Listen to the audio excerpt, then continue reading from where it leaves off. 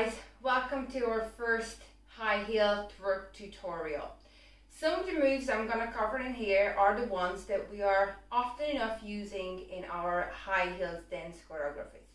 Just remember, our twerk fit classes are not particularly designed for high heel choreographies, so we're only doing the absolute basic heels choreographies.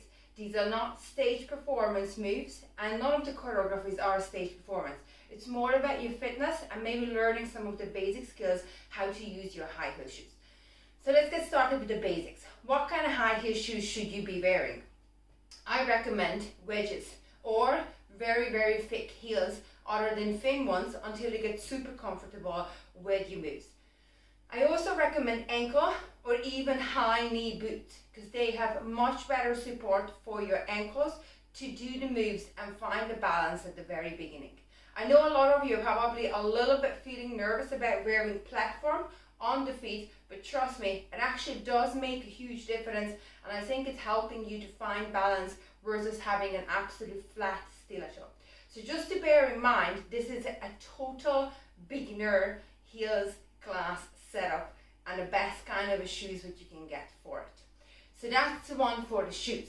The other thing I do recommend in my class is to also wear knee pads because we are going down to the floor, and as we are not professionals in so any levels, we don't want our knees to get totally scraped up.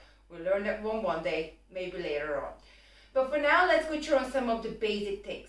When it comes to high heel choreographies, we do a lot of walks and called like catwalks. So make sure you do not walk like a pedestrian, whatever, nice and tall, and trying to just maintain in one level. When you do dance classes, you do a real catwalk, and it's all about step and drag. So watch, step across, drag the other leg across, step and drag, drop the hip to the other side, turn and again, step and drag, step and drag, step and drag. So it's important to try to step across when you're walking towards me. Your posture is always about boobs up and push the bum back. Because the high heel shoes are always elongate your legs, it's very nice if you do this curve other than just standing tall like this. So you see, do the move or just standing tall like this. So you want to emphasize the booty and the boobs because you want to get the curves as you're walking past. Let's try this one just one more time. You go drag across, and turn. About the turn. The turn is a very important part because when we're doing high heel shoes choreographies, there's obviously no jumping in there, and you never do jumping with high heel because the impact are very bad for your knee, ligaments, joints on the ankles as well. So with high heel, there's always a little bit more slimy, sleeky, pulley, and kind of like more fluid moves that we're trying to do. So because of that reason, we never do like a jump around to take direction. We would usually turn. And the turn would step with one leg across, just like if you were doing the catwalk forward, and then with that, you literally just change direction. Now you see the hip went to one side, so I am having one leg slightly bent and all the body weight is in here, and the other leg, what we call it as a supporter. So let's do this one for the other side. I step across, and I'm on the tippy toes in the front, but the back leg is fully flat on the floor. And I turn and I bring the bum to one side because if I would do it this way, I may lose balance. So you always want to transfer the body weight to one leg to find more balance, and the other one is just an assistant in here. And it's the same when we are doing the hair flip as well, and a hair whip, you may call it that way. And it took me ages to learn it, and it's a good tip for you ladies. If you have a freshly washed hair, it ain't going to work because it's just too fresh, too fluffy, too soft, and too light. Now, if you have second or third day hair, or whatever you want to call it, it's much easier to manage it, or if you have curly hair, of course, in this case scenario. But watch this. We're going to bring the legs out wider than hip distance apart. Shift the body weight into one leg, bring the other leg out. So what I'm going to do now, I'm going to go down and up. So see the flip in here?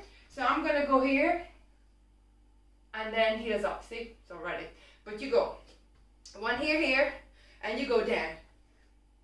See the chin goes up. the chin goes up. And if the chin goes up, you always make sure the more of your hair going back and less gonna look like this. The other one is the coming up and the going down.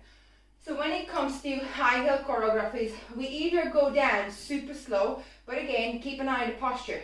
Boobs out, tummy in, push back the bum. Legs will be usually wide, toes and knees will be pointing outwards. So I go either down super slow, or I go either down super fast, okay? But your way up could be a few different ways.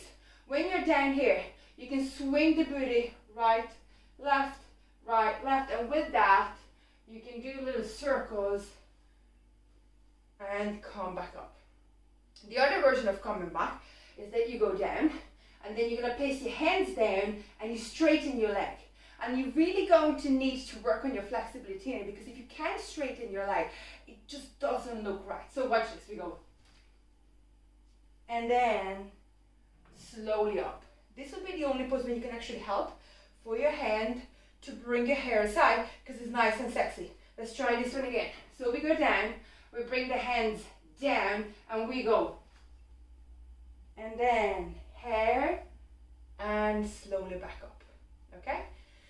So that's some of the tips what we need to do for the next high heel choreography. Watch it,